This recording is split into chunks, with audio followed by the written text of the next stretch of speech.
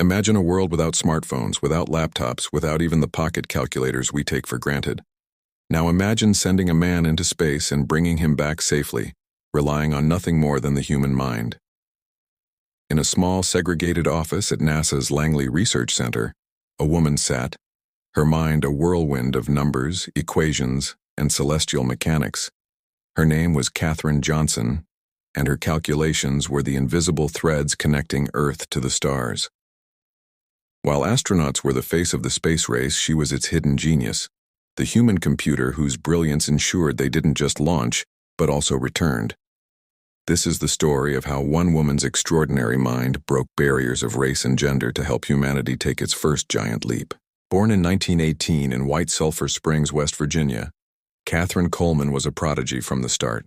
By the age of 10, she was already in high school, a feat unheard of, especially for an African-American girl in the deeply segregated South. Her father, Joshua, moved the family 120 miles just so she and her siblings could continue their education beyond the 8th grade.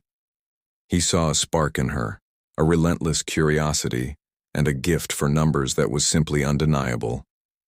Katherine devoured every math class she could find, graduating high school at 14 and college at just 18 with degrees in mathematics and French. A mentor once told her, "You would make a good research mathematician," and planted a seed. He even created advanced geometry classes just for her. But in the 1930s, what was a black woman with a math degree to do?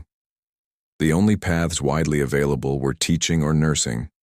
So, Katherine became a teacher, nurturing young minds while her own still yearned for the stars. The call came in 1952, a notice from the National Advisory Committee for Aeronautics, or NACA, the precursor to NASA. They were looking for women, specifically African-American women, to serve as computers.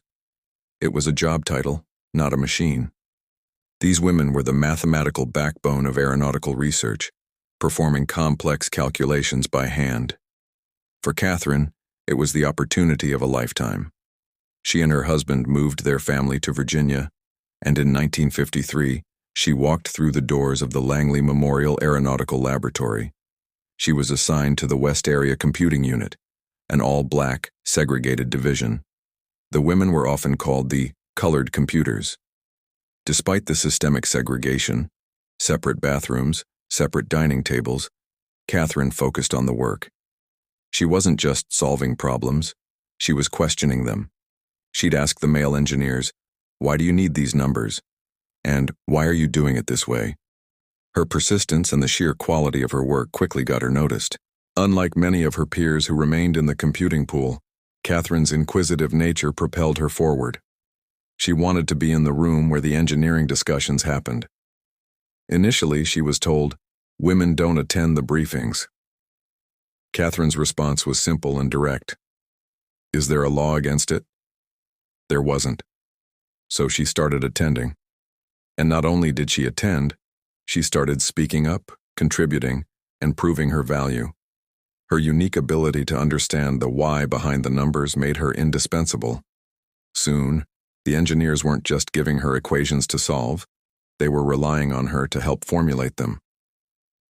She was transferred to the Flight Research Division, a team of all-white male engineers, becoming a true peer, a trailblazer who broke down barriers not with protest, but with undeniable competence. Then came the space race. When the Soviets launched Sputnik in 1957, the game changed forever. NACA became NASA, and the mission was clear: get an American into space. Katherine Johnson was right at the heart of it. She calculated the trajectory for Alan Shepard's 1961 mission, the first American in space. But her most famous contribution came a year later, with John Glenn's historic orbital flight. By then, NASA was using electronic computers for the complex calculations. But these machines were new and not entirely trusted. The astronaut, John Glenn, famously demanded a final check before his Friendship 7 mission. He said, "Get the girl to check the numbers." The girl was Katherine Johnson. He told them, "If she says they're good, then I'm ready to go." For a day and a half, Katherine sat at her desk, manually recalculating the entire flight path: the launch, the orbit, and the crucial re-entry. Her calculations matched the machines perfectly. John Glenn's flight was a success, a turning point for America in the space race, and it was secured by the mind of Katherine Johnson. Her work didn't stop there. When disaster struck Apollo 13, Katherine's expertise was called upon again. With the command module crippled, the crew had to use the lunar lander as a lifeboat. Katherine helped calculate the new, precise trajectory needed to get them home safely, working under immense pressure. She was also a key player in the Apollo 11 mission, her calculations helping sync the lunar lander with the command module orbiting the moon.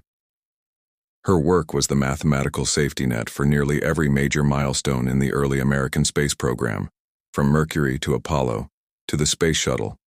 She co-authored 26 scientific papers, a rare accomplishment for anyone, let alone a woman in her position at the time. She worked at NASA for 33 years, retiring in 1986, her contributions largely unknown to the public. For decades, Katherine Johnson's story was a footnote in the history of space exploration. But that began to change. In 2015, at the age of 97, she was awarded the Presidential Medal of Freedom by President Obama, the nation's highest civilian honor. Her story, along with those of her brilliant colleagues Dorothy Vaughan and Mary Jackson, was immortalized in the book and blockbuster film Hidden Figures. Suddenly, the world knew her name. A NASA computational research facility was named in her honor. Katherine Johnson became a symbol of perseverance, intellect, and the power of breaking down barriers. She passed away in 2020 at the age of 101, but her legacy is written in the stars. She taught us that talent has no race and genius has no gender. She was a quiet hero whose brilliant mind helped humanity touch the cosmos. Thank you so much for joining us on this journey into the life of a true pioneer. If you found Katherine Johnson's story as inspiring as we do, please hit that like button and subscribe for more stories of the hidden figures who shaped our world. We'll see you in the next one.